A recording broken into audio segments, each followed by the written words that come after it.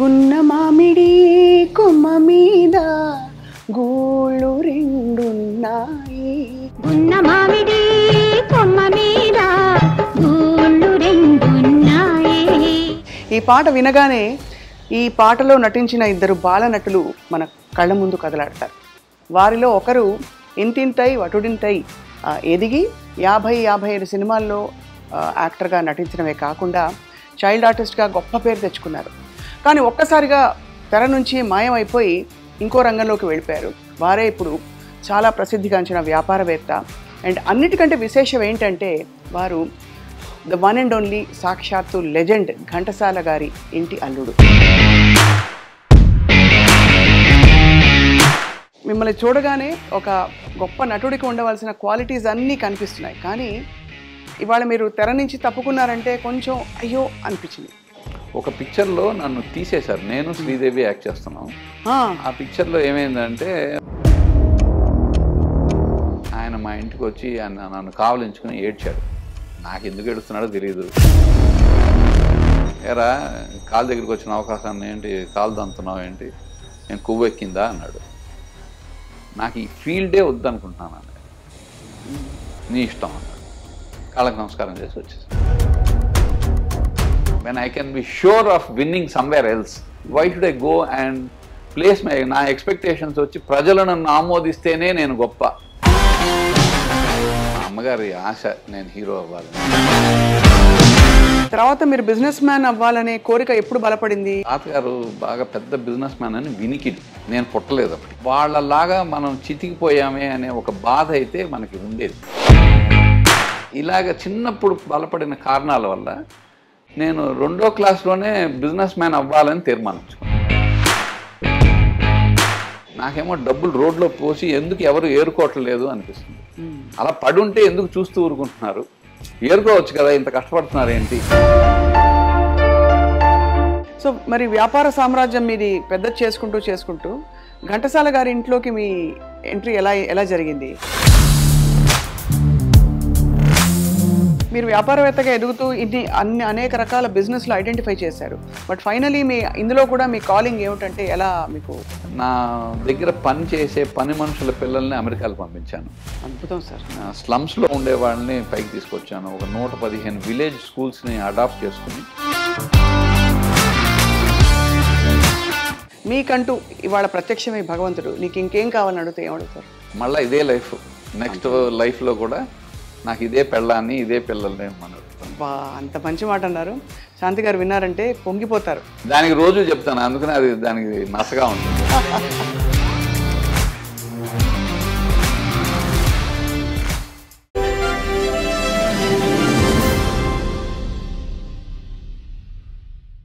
అందరికీ నమస్కారం.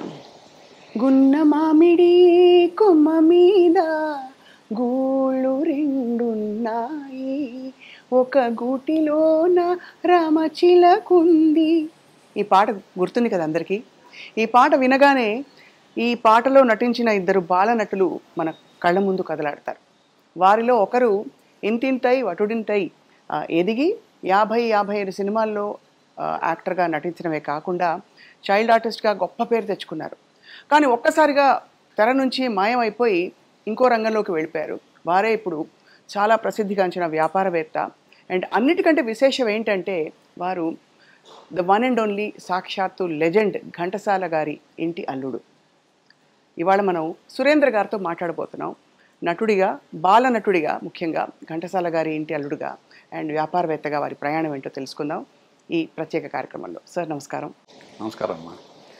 మిమ్మల్ని చూడగానే ఒక గొప్ప నటుడికి ఉండవలసిన క్వాలిటీస్ అన్నీ కనిపిస్తున్నాయి. కానీ ఇవాళ మీరు తెర నుంచి తప్పుకున్నారంటే కొంచెం అయ్యో అనిపించింది.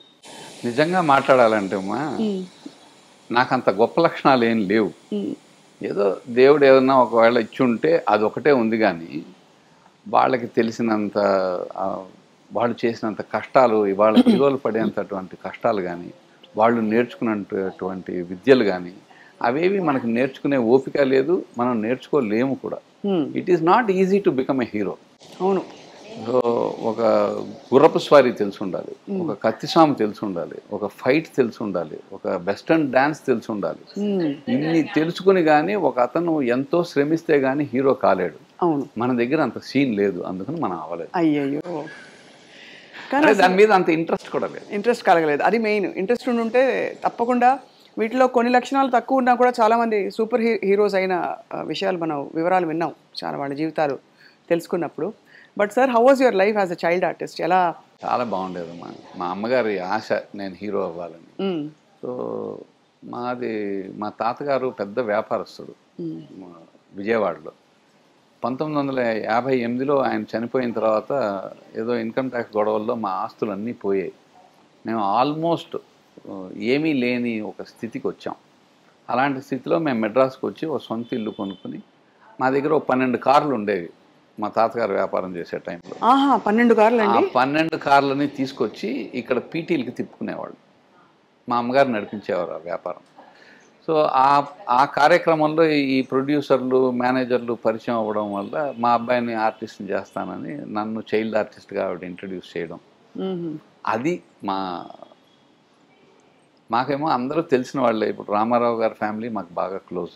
ఒకప్పుడు ఆయన మా నాన్నగారికి ఆయన బాగా తెలిసిన వారు. ఇద్దరు విజయవాడ పక్కన కావడంతో కొంచెం మంచి పరిచయాలు అవి ఉండేవి. అలాగా ప్రహసనం నడిచింది. మొదటి అవకాశం ఎలా వచ్చింది సార్ మీకు? నాకు తెలియదమ్మా, అసలు అది నాకు 6 ఏళ్ల ప్రాయం. నేను మొదటి అవకాశం వచ్చినప్పుడు పిన్ని అని ఒక పిక్చర్, దాంట్లో యాక్ట్ చేశాను. తర్వాత మాతృదేవత అని ఒక పిక్చర్, దాంట్లో మా అక్కయ్య యాక్ట్ చేసింది. యాక్చువల్గా మా అక్కయ్య పెద్ద పేరుగాంచిన కొరియోగ్రాఫర్. ఇవాళ she's a national award winner and 5-6 Filmfare awards వచ్చాయి. మా బావగారు కూడా చాలా పేరు వచ్చిన ఆయన. దాంట్లో ఆ అమ్మాయి వేసింది ఫస్ట్ క్యారెక్టర్. దానికి కాలు విరిగింది. ఆ పిక్చర్ జరుగుతుండగా కాలు విరిగితే కంటిన్యూటీ పోతుందని వచ్చి నన్ను చూసి ఇద్దరు కవల పిల్లల్లాగానే ఉన్నారు, వీళ్ళు వేసుకుని ఫినిష్ చేస్తామని ఒక సీన్ నాతోటి తీశారనమాట. అదే నా ఫస్ట్ స్టార్టింగ్. ఇంకా దాని తర్వాత అలా అలా అలా 50 పిక్చర్ల దాకా వేశాను. 50 పిక్చర్లు అంటే మామూలు విషయం కాదు. పెద్ద పెద్ద హీరోలకు మీరు చైల్డ్ రోల్ వేశారు అందరికి. సో అప్పటి రోజుల్లో బాగా ప్యాంపర్డ్ కిడ్ మీరు? అంటే అలా చెప్పలేను, కానీ ప్యాంపర్డ్ అన్నది ఆ కాలంలో లేదమ్మా. ఆ కాలంలో వాడే పదాలు కాదు ఇవి. ఎవరు ఎక్కడ ఉండాలో అక్కడ ఉంచేవాళ్ళు ఇంట్లో. కాకపోతే స్కూల్కి వెళ్ళక్కర్లేదు, అదొక ఇన్సెంటివ్. అదే అది తప్పితే మిగతా అంతా మామూలే. జాలీగా ఉండేది. మనకి పొద్దున్న తీసుకెళ్ళేవాళ్ళమ్మా. ఒక రోజులో మన మీద ఒక 4 షాట్లు తీస్తే పెద్ద విశేషం, అది కూడా ఉండదు. సో కానీ మనం ఉండాలి అక్కడ, ఎప్పుడు పిలుస్తారో తెలియదు. సో మనం అక్కడ కూర్చున్నాం, ఊరికే కూర్చోం కదా, చిన్నపిల్లలం, ఆడుకుంటాం, తిరుగుతాం. అందువల్ల ఎక్కడెక్కడ ఏ షూటింగ్ జరిగినా వెళ్ళి కాసేపు నుంచి చూసి వాళ్ళతో కబుర్లు చెప్పుకుని మళ్ళీ వస్తాం. మన చిన్నపిల్లలు కాబట్టి అందరూ మన పిలిచి కాసేపు మాట్లాడతారు. అవును అవును అవును. అలా ఈ క్రమంలో మీకు మీ ఫ్రెండ్స్ తర్వాత మీ తోటి టీచర్ల మధ్య చాలా మంచి పేరు ఉండేది. ఎందుకంటే ఆ రోజుల్లో క్రేజ్ ఎక్కువ, ఇప్పుడు కొంచెం కామన్ అయింది కానీ. అవునమ్మా, అదైతే ఉండేది. ఏ స్కూల్లో చదివారు సార్? నేను రామకృష్ణ మిషన్ అమ్మా. ఓ, నేను చదువుకున్నది తెలుగు మీడియమే. ఓహో, తెలుగు మీడియంలో కావాలని ఏరి కోరి చదువుకున్నారు తెలుగు మీడియం? ఇక్కడ ఉండే తెలుగు వాళ్ళందరూ తెలుగు మీడియమే చదివేవాళ్ళు. అప్పుడు ఇంకా ఇండస్ట్రీ ఇక్కడ నుంచి మూవ్ అవ్వలేదు కదా. అవునవును, చాలా ఇక్కడే ఉండేవాళ్ళం. కాబట్టి అందరి పిల్లలు తెలుగు మీడియం అంటే రామకృష్ణ మిషన్ లేదా శారదా విద్యాలయ అని ఉంది. ఆడపిల్లలు అయితే అక్కడ చదివేవాళ్ళు. ఇంకా కొంచెం డబ్బులు ఉన్న వాళ్ళ పిల్లలు ఇంగ్లీష్ మీడియం కావాలనుకునే వాళ్ళు ఇక్కడ హోలీ ఏంజల్స్ కాన్వెంట్ ఉంది, దాంట్లో చదివేవాళ్ళు. ఇప్పుడు మా రామారావు గారి అమ్మాయిలు ఇద్దరు అక్కడే చదివారు. సో మరి రామారావు గారి కుటుంబంతో అంత సాన్నిహిత్యం ఉండి? అందరూ తెలియదు కానమ్మా, మాకు పురంధేశ్వరి గారును భువనేశ్వరి గారు ఇద్దరు మాకు బాగా తెలుసు. మేము డాన్స్ క్లాస్లో డాన్స్ నేర్చుకునేవాళ్ళం. అదే, మీ దొడ్డమ్మ గారు కూడా మాకు టీచర్. అవును అవును, వెంపటి గారి అకాడమీలో. అక్కడ వాళ్ళు కూడా నేర్చుకునేవాళ్ళు. మా ఇల్లు వాళ్ళ ఇల్లు పక్క పక్కనే ఉంటాయి కాబట్టి అక్కడి నుంచి ఇంటి దాకా నడుచుకుని రావడం, వాళ్ళు అటుపోతే మేము ఇటుపోవడం, అలాంటి స్నేహం. మీరు అంత నాట్యం నేర్చుకుని అంటే శ్రద్ధగా ఏదో చేయాలనే ఒక కోరిక ఉండుంటుంది లోపల. మా నాట్యం నేను ఎంతవరకు నేర్చుకున్నాను అంటే, ఇప్పుడు మా అక్కలిద్దరు మంచి డాన్సర్స్. మంచి పర్ఫామ్ చేయగలిగి చాలా గొప్ప నాట్య కళాకారులు. నా వరకు ఏంటంటే మొదట్లో ఏదో మా అమ్మగారి ప్రోద్బలం వల్ల నేర్చుకున్నాం. దాని తర్వాత డ్యాన్స్ని నేను దాన్ని ఆస్వాదించాలి అంటే నాకు అది అర్థం కావాలి అని నేను నేర్చుకున్నాను. ఆ ముద్రలు, ఆ భావాలు, వాళ్ళు పెట్టేవి ఏది చెప్తున్నారు అన్నది మనకు అర్థమైతే కానీ మనం దాన్ని ఎంజాయ్ చేయలేము అన్న ఒక విషయం కోసం నేను నేర్చుకున్నాను. తర్వాత మీరు బిజినెస్ మ్యాన్ అవ్వాలనే కోరిక ఎప్పుడు బలపడింది ఇంట్లో పెద్దవాళ్ళని చూసిన తర్వాత? మా తాతగారు బాగా పెద్ద బిజినెస్ మ్యాన్ అని వినికిడి, నేను పుట్టలేదు అప్పటికి. సో పెద్ద పెద్ద వాళ్ళందరూ తెలిసిన వాళ్ళు, వాళ్ళలాగా మనం చితికిపోయామే అనే ఒక బాధ అయితే మనకి ఉండేది. ఎలా ఉండేదంటే ఇంట్లో మాట్లాడుకుంటున్నారు కాబట్టి ఉండేది, లేకపోతే మనకేం తెలుసమ్మా, మనం హాయిగానే ఉండేవాళ్ళం. ఓహో ఇలా ఉండేదని. ఏదో ఒక యాపిల్ ఉందనుకోండి, యాపిల్ కావాలని 6 మంది పిల్లలం, యాపిల్ కావాలని ఏడ్చేవాళ్ళం. ఏడిస్తే ఒకటే యాపిల్ 2 యాపిల్లో ఉంటే ఎవడో వాడు పట్టుకుపోయేవాడు, మిగతా ఆవిడకి ఏడుపు ఉంటుంది. ఆ ఏడుస్తుంటే మా అమ్మమ్మ గారు ఏడుపు. నేను ఏడుస్తున్నాను బాగానే ఉంది, నువ్వెందుకు ఏడుస్తున్నావు అంటే, మీ ఇంట్లో యాపిల్ కాయలు అలా ఉంటే అలా ఇసిరేసేవాళ్ళు, డ్రైవర్లు పట్టుకుపోయేవాళ్ళు, నీకు తినడానికి లేదేరా అని ఆవిడ ఏడ్చేది. ఓహో ఇలాంటిది ఒక సీన్ ఉండేదా మనకి అని. ఇలాగ చిన్నప్పుడు బలపడిన కారణాల వల్ల నేను 2వ క్లాస్లోనే బిజినెస్ మ్యాన్ అవ్వాలని తీర్మానించుకున్నాను. అంటే బాగా సంపాదించాలి. అది అది అది అండ్ సక్సెస్ అయ్యారు. అంటే మా జీవితం చాలా ఒడిదుడుకులు. అది ఎలా అంటే, ఒక స్టేజ్లో ఈ పిక్చర్లు ఎప్పుడైతే నేను 7వ క్లాస్లో మానేశాను, 8వ క్లాస్లోనూ మానేశాను, దాని తర్వాత చదువు మీద పెద్దగా ధ్యాస పోకపోతే ఎవడో ఇంటికి వచ్చి జాతకం చెప్పాడు. అది చూసి నా చెయ్యి ఇసిరేసాడు వాడు. విసిరేసి వీడు చదువు రాదు, వీడు ఎస్ఎల్సి ఫెయిల్ అన్నాడు. అప్పుడు నాకు మనసులో పట్టుదల కలిగింది, ఈడెవడు నా లైఫ్ గురించి చెప్పడానికి, నేను పాస్ అయ్యి చూపిస్తాను. సో అది ఎస్ఎల్సి ఏదో అట్లా ఇట్లా కష్టపడి పాస్ అయ్యాం. పాస్ అయిన తర్వాత పియూసీ చేరాం. పియూసీ చేరితే పియూసీలో నేను కాలేజ్ ఫస్ట్ వచ్చాను. దాని తర్వాత డిగ్రీ చేస్తున్నప్పుడు ఎలాగో వ్యాపారం అంటే డిగ్రీ తర్వాతే వెళ్ళాలి, అంతకు ముందు వెళితే మన ఎవరు పట్టించుకోరు అనే ఒక మనసులో అందరూ చెప్పడం. నాకైతే ఎస్ఎల్సి తోటి ఆపేసి వ్యాపారానికి వెళ్ళిపోవాలనుకున్నాను. సరే కాదు అంటే, సరే ఎలాగో డిగ్రీ చదువుతున్నాం కాబట్టి దీన్ని గట్టిగా ప్రయత్నం చేయాలి అనుకున్నాను. నేను యూనివర్సిటీ గోల్డ్ మెడల్ తీసుకున్నాను మ్యాథమెటిక్స్లో. దాని తర్వాత నేను ఐఏఎస్ ప్రిలిమినరీ ఎగ్జామ్ కూడా పాస్ అయ్యాను. పాస్ అయిన తర్వాత ఉద్యోగం వెళ్ళాలి అంటే లంచాలు తీసుకోకుండా డబ్బులు సంపాదించలేము, వాళ్ళు ఇచ్చే జీతాలతో అయితే నేను అనుకున్న కళ జరగదు. అవును. అప్పుడు ఈ ఉద్యోగాలు మనకి పడవు అని డిసైడ్ అయిపోయి నేను ఇంకా ఫైనల్ రాయకుండా ఇంకా ఉద్యోగం స్టార్ట్ చేశాను. ఫస్ట్ హిందుస్థాన్ కంప్యూటర్స్ లిమిటెడ్ అని ఆ కంపెనీలో నేను సిస్టమ్స్ అనలిస్ట్గా నాకు వచ్చింది. అక్కడ 1500 రూపాయలు జీతం, ఎయిర్ కండిషన్ క్యాబిన్, అంతా వ్యవహారం బాగుంది. కానీ నాకు అక్కడ నచ్చలేదు. అప్పుడు ఒక అమ్మాయిని నేను లవ్ చేసేవాడిని. ఏదో మా వాళ్ళందరూ కలిసి ఆఫీస్లో నన్ను సింగపూర్కి ట్రాన్స్ఫర్ చేశారు. వెళ్తే అక్కడ 3 సంవత్సరాలు ఉండాలి. అందరూ ఎగబడేవాళ్ళు ఆ సింగపూర్ ఆపర్చునిటీకి మా ఆఫీస్లో. నేనేమో వెళ్ళి నాకు వద్దండి అన్నా. ఆయన నా జీఎం చాలా మంచి, ఆయన చాలా గొప్ప వ్యక్తి. ఆయనేమో పిల్ల వేషాలు లేకపో, వెళ్ళి పని చేసుకుని సంపాదించుకురా అన్నాడు. లేదు సార్ అన్నా. 4-5 సార్లు అంత అసలు నీ ప్రాబ్లం ఏంటన్నాడు. నేను చెప్పాను, నేను వెళ్తే అమ్మాయికి పెళ్ళి అయిపోతుందేమో అని డౌట్ అండి, అందుకని నేను వెళ్ళను అన్నా. ఆయనకి చాలా కోపం వచ్చింది. ఎందుకు పనికిరాని వాళ్ళ తయారవుతున్నావు, నువ్వు బయలుదేరు, నువ్వు వెళ్ళి రా, అన్నీ ఉంటాయి, ఆ అమ్మాయి కాకపోతే ఏంటి ఇంకొక అమ్మాయి ఉంటుంది. ఆయన ఏదో చెప్పాల్సిన పెద్ద మనిషి తరహాగా చెప్పాడు. మనకు నచ్చలేదు, రిజిగ్నేషన్ ఇచ్చి బయటకు వచ్చాను. వచ్చిన వాడిని ఏం చేయాలా అంటే, ఏదో ఒక వ్యాపారం తట్టింది, ఏదో ఒకటి చేద్దామని ఒక ప్రొవిజన్ స్టోర్ ఒకటి స్టార్ట్ చేసి ఇంటి పైనే పెట్టి బిగిన్ చేసాం. డెలివరీ బాయ్ రాలేదనుకో, నేను సైకిల్ వెళ్ళి డెలివరీ ఇచ్చేవాడిని. అబ్బా. సో ఆ రోజుల్లో నాకు 200 వచ్చేవి నెలకి. మా ఇంట్లో అందరూ డిసైడ్ అయిపోయారు, వీడు పిచ్చేయడం అయిపోయాడు.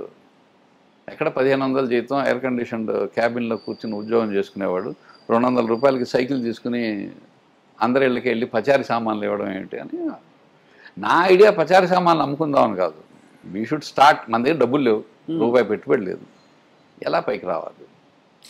ఆ ప్రస్థానంలో అలాగా ఏదో ఒక ముగ్గురు ఫ్రెండ్స్తో కలిపి ఒక ఎలక్ట్రానిక్స్ ఫ్యాక్టరీ పెట్టి ఎవ్వరూ తయారు చేయని ఐటమ్స్ ఇండియాలో ఫస్ట్ మనమే తయారు చేయాలని. అది ఐడియా రావడం గొప్ప. అవన్నీ వెళ్ళి తెలుసుకుని కొన్ని చేసాం. ఫస్ట్ రీఛార్జబుల్ బ్యాటరీ అన్నది ఇండియాలోకి నేనే తీసుకొచ్చాను. అబ్బబ్బబ్బబ్బబ్బా. సో అది ఫ్యాక్టరీ లేదు మన దగ్గర, డబ్బులు పెట్టడానికి మన దగ్గర లేవు. సో ఇంపోర్ట్ చేసి ఆ ఇంపోర్టెడ్వి అమ్మేవాళ్ళం. దానికి ఛార్జర్లు మేము తయారు చేసేవాళ్ళం. దాంతో అదొక వ్యాపారం అయింది. తర్వాత first inverter in India we have manufacture. Wow sir. అది పనిచేసి చావదు.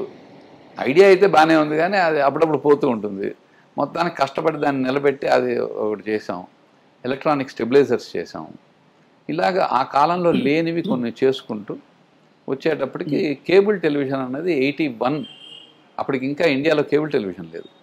We are the first people to give cable television. మీరు 89లో ఇండియా కేబుల్ టెలివిజన్ వచ్చింది. మేము 81లో ఇచ్చాం. 84 అనుకుంటాను ఇందిరాగాంధీ గారు చిక్మంగళూరు కాన్స్టిట్యుయెన్సీ ఆవిడ అక్కడ వాళ్ళకేమో దూరదర్శన్ రాదు. ఏషియన్ గేమ్స్ వచ్చాయి ఇండియాకి. అవును 81లో స్టార్ట్ చేశారు కదా. 80లో 82 84 జ్ఞాపకం లేదు. సో అక్కడ ఎంపీ సిపాని అని ఒక ఆయన ఉండేవారు. ఆయనకి ఏంటంటే ఎలాగైనా ఆవిడని ఇంప్రెస్ చేయాలి అని ఆవిడ కాన్స్టిట్యుయెన్సీలో అందరూ ఆవిడ అడ్రస్ చూడాలి. దూరదర్శన్ రాదు, ఎలా చూపిస్తారు? అప్పుడు ఇన్సాట్ 2D అని మనకు ఒక శాటిలైట్ ఉండేది. ఆ ఇన్సాట్ 2D నుంచి డిష్ వేసి ఛానల్ తీసి దాంతో పాటుగా అప్పటికే BBC అవి వచ్చేవి. ఆ 4 ఛానల్స్ కలిపి ఫస్ట్ 5,000 మందికి చిక్మంగళూరు ఫుల్ టౌన్ వైర్ చేసి అందరికీ చూపించాం. అద్భుతం. అసలు అంటే ఈ ఐడియాలు ఎలా స్ఫురించాయి? ఇక్కడ అవసరం ఉంది మంది. ఏమో అమ్మా, నాకైతే నేను ఏ ఊరికి వెళ్ళినా ఎక్కడికి వెళ్ళినా నాకు వ్యాపారం ఆటోమేటిక్గా కనబడుతుంది. నాకేమో డబ్బులు రోడ్లో పోసి ఎందుకు ఎవరు ఏరుకోవట్లేదు అనిపిస్తుంది.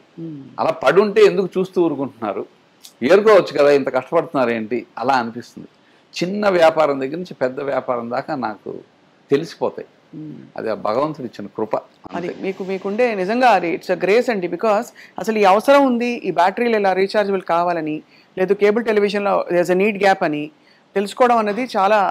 అలాగే న్యాచురల్. మేము 99 కాదు 2003 అప్పటికి ఇంకా వాయిస్ మెయిల్ లేదు ఇండియాలో. మేము ఒక కంపెనీ పెట్టాం, వాయిస్ ఇండియా దాని పేరు. వాయిస్ ఇండియా అని పెట్టి we developed A software for sending voice mail. అది వేరే కారణాల వల్ల, అంటే అప్పటికి 16 రూపాయలు ఉండేది ఒక కాల్ ఒక నిమిషానికి. సో మనం ₹1 ఇదే పంపించాలి. ఇక్కడ ఉండేవాళ్ళు అమెరికాతోటి కానీ వాళ్ళు ఇక్కడికి కానీ మెసేజ్లు ఇస్తే పిల్లలు మాట్లాడుకోవాలి అనే ఒక ఉద్దేశంతో రూపాయికి ఇద్దామని మేము ఆ సాఫ్ట్వేర్ని డెవలప్ చేయడం జరిగింది. ఒక వాయిస్ మెయిల్ రూపాయి అని. By the time we developed it was about 1.5 year పట్టింది మాకు కంపెనీ పెట్టి అన్నీ చేయడానికి. ఇంత లోపల మారన్ ఏమో మినిస్టర్ అయ్యారు. ఆయన రూపాయికి కాల్ ఇవ్వాలి ఒక నిమిషానికని ఆయన పట్టుబట్టి ఆయన తీసుకురావడం మొదలెట్టాడు. ఇంకా అప్పటికి రాలా రూపాయికి, ₹4 వచ్చింది. 16 నుంచి 4 వచ్చింది. 4 నుంచి రూపాయి అవ్వడం కష్టం కాదు, ఈ వ్యాపారం మనకి రాదు అని మేము దాన్ని అబాండన్ చేసాం. విషయం ఏంటంటే ఆ సాఫ్ట్వేర్ కానీ నేను ఉంచి దాన్ని కానీ నేను అమ్మి ఉంటేనే $1,000 కోట్లు వచ్చి ఉండేవి. అబ్బా. ఎందుకంటే ఆ సాఫ్ట్వేర్ డెవలప్ చేయడానికి తర్వాత 2 రోజులు పట్టింది టెలికాం డిపార్ట్మెంట్లో, ఆ టెలికాం ఇండస్ట్రీలో ఉండేవాళ్ళకి. అలాగా ఏదేదో చిన్న చిన్న థాట్స్ దాని మీద వర్క్ చేయడం, అదేదో చేయడం. మరి ఈ క్రమంలో మీకు అన్ని సినిమాలు నటించాక హీరో వేషాలు అవి వచ్చుంటాయిగా చాలా. మా దాసరి నారాయణరావు గారు నాకు బాగా క్లోజ్. ఒక పిక్చర్లో నన్ను తీసేశారు, నేను శ్రీదేవి యాక్ట్ చేస్తున్నాం. ఆ పిక్చర్లో ఏమైందంటే ఒక లైట్ బాయ్ కాన్స్టెంట్గా నా కళ్ళల్లోకి లైట్ కొడుతున్నాడు, రిఫ్లెక్టర్ని, అవుట్డోర్ షూటింగ్లో. సో నేను ఒక చిన్న డైలాగ్ చెప్పలేకపోయాను, ఎందుకంటే కళ్ళు డిస్టర్బ్ అవుతున్నాను. 4 షాట్లు తీశారు, 5 షాట్లు తీశారు. ఆ డైరెక్టర్కి చిర్రెత్తుకు వచ్చింది నా మీద, తీసేసేయండి అన్నారు. సో నన్ను తీసేశారు. నేనెప్పుడు నాకు ఆ పిక్చర్ పోయినందుకు నాకెప్పుడు బాధలేదు. శ్రీదేవి అయితే వాళ్ళంతా ఏడుస్తూ కూర్చుంది, మాకు మంచి ఫ్రెండ్ అమ్మాయి, ఏడుస్తూ కూర్చుంది. ఎవరికి కావాలి ఇది, నాకు అక్కర్లేదు ఇది అన్నాను అన్నమాట. అయితే దాసరి నారాయణరావు గారు చాలా బాధపడ్డారు. ఆయన మా ఇంటికి వచ్చి నన్ను కావలించుకుని ఏడ్చాడు. నాకు ఎందుకు ఏడుస్తున్నాడో తెలియదు. అన్నీ అయిన తర్వాత రే నిన్ను హీరోని చేస్తాను రా నేను. సరే అన్నయ్య చూద్దాంలే ఏంటి దీనికి. నేను ఇంత ఉండే, నాకేం పెద్ద ఐడియా లేదు, నాకు 10-11 ఇయర్స్ ఉంటాయి అంతే. ఆయన అప్పటికి ఒక 22 ఏళ్ళు. ఆయన సిగరెట్లు మా నాన్నగారు ఇచ్చేవారు. ఆయన డబ్బులు లేకపోతే టిఫిన్ పెట్టించేవారు. అందుకని ఆయనకి మా మీద చాలా అభిమానం, నన్ను తమ్ముళ్ళలాగా చూసేవాడు ఆయన. సో ఆయన డైరెక్టర్ అయ్యాడు. నేను అప్పటికి డిగ్రీ ఫినిష్ చేశాను. అప్పటికే ఆయన ఒక్క పిక్చరే చేశాడు, ఒక పిక్చర్ డైరెక్షన్ ఫినిష్ చేశాడు. నేనేదో ముందు రోజు ఆ మర్నాడు వెళ్ళి కంగ్రాచులేషన్స్ చెప్పేసి వచ్చాను. అయిన తర్వాత ఒకరోజు ఎవరో ఇద్దరు వచ్చి, సార్ డైరెక్టర్ గారు మిమ్మల్ని రమ్మన్నారు. ఎవరండి అన్న. దాసన్నారు అంటారు. వెళ్ళాను. రే నీకు ఇచ్చిన మాట నిలబెట్టుకుంటున్నాను రా, నెక్స్ట్ పిక్చర్లో నువ్వే హీరో అన్నా. ఎందుకన్నయ్యా అన్నాను. చేయాల్సిందే నువ్వు అన్నాడు. సరే, ఇద్దరు హీరోలు ఆ పిక్చర్లో.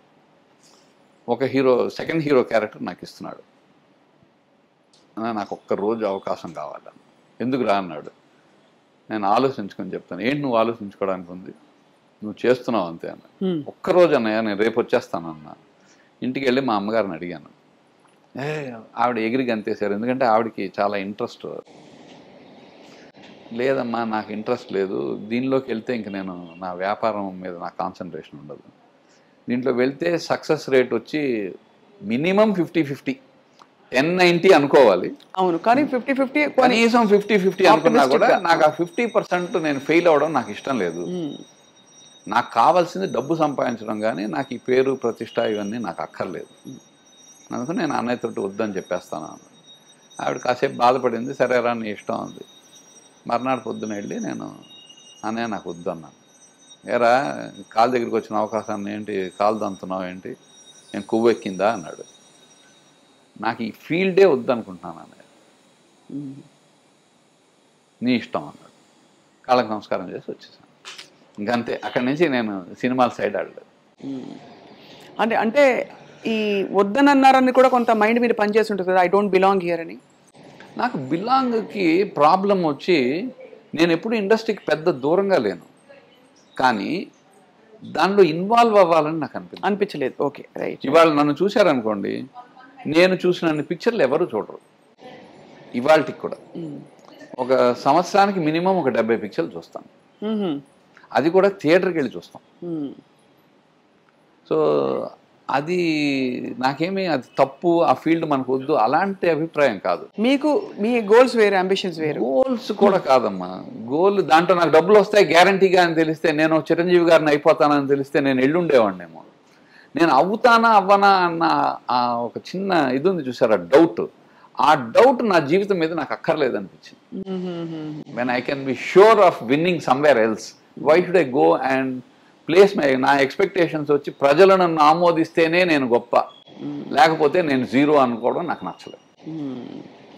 అంత క్లారిటీ ఉండడం ఇట్స్ అ గ్రేట్ గిఫ్ట్ అండి. నాకు చిన్నప్పుడే ఉందమ్మా. సో మరి వ్యాపారం